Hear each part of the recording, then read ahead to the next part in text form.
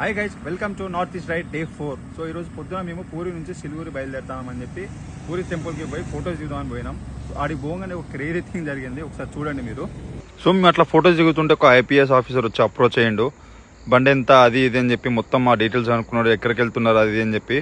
So మేము చెప్పిన తర్వాతకి మాకు ఆల్ ది బెస్ట్ చెప్పి మాతో ఒక సెల్ఫీ దిగి అక్కడ నుంచి ఆయన వెళ్ళిపోయిండు. సో అక్కడ ఉన్న లోకల్స్ కూడా చాలా మంది వచ్చి మాతో ఫొటోస్ దిగారు. సో ఇక్కడ లోకల్స్ దిగడం వల్ల చాలా క్రౌడ్ అవుతుంది, చాలా మంది ఫొటోస్ అడుగుతున్నారు అని చెప్పి అక్కడ నుంచి బయలుదేరినాం మేము. అండ్ ఇది one of the best experience ఇది నా లైఫ్లో, ఎప్పుడు ఇట్లా జరగలేదు నాకు అసలు.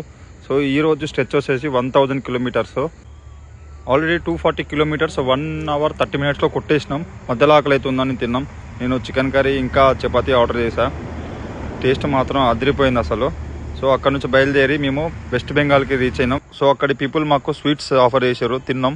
సూపర్ ఉండే టేస్ట్ మాత్రం. అక్కడ వాళ్ళు ఫోటో దిగారు, ఫోటో దిగి అక్కడ నుంచి మేము స్టార్ట్ అయినాం. ఇక 16A హైవే ఇది, 116A హైవే గుద్దవగిలిపోయింది, దుంపదే కదా ఇది బొంద పెట్ట.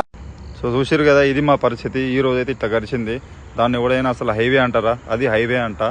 నానా తంటాలు పడ్డాం. ఇంకా 465 కిలోమీటర్స్ పోవాలి మేము.